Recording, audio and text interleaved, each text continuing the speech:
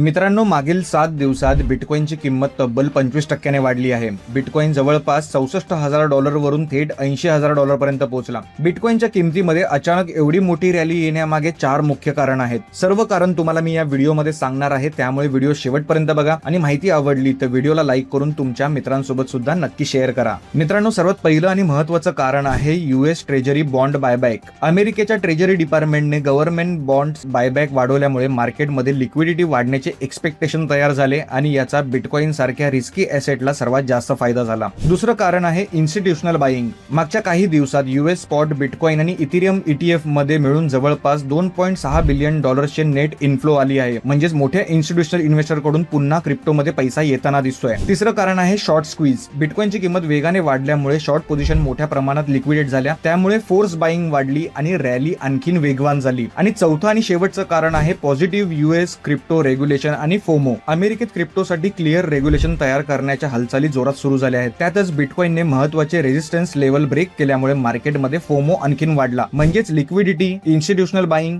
Short squeeze आणि positive sentiment या 4 कारणांमुळे बिटकॉइनची किंमत 25% वाढली आहे. आता सर्वात महत्त्वाचा प्रश्न, बिटकॉइन पुढे $1,00,000 पर्यंत जाणार की पुन्हा मार्केटमध्ये मोठे करेक्शन्स आपल्याला पाहायला मिळतील? तुमचा अंदाज कॉमेंटमध्ये नक्की सांगा आणि क्रिप्टो मार्केट बद्दल सर्व इम्पॉर्टंट अपडेट मराठीत मिळवण्यासाठी क्रिप्टो क्रांती चॅनलला नक्की सबस्क्राईब करा.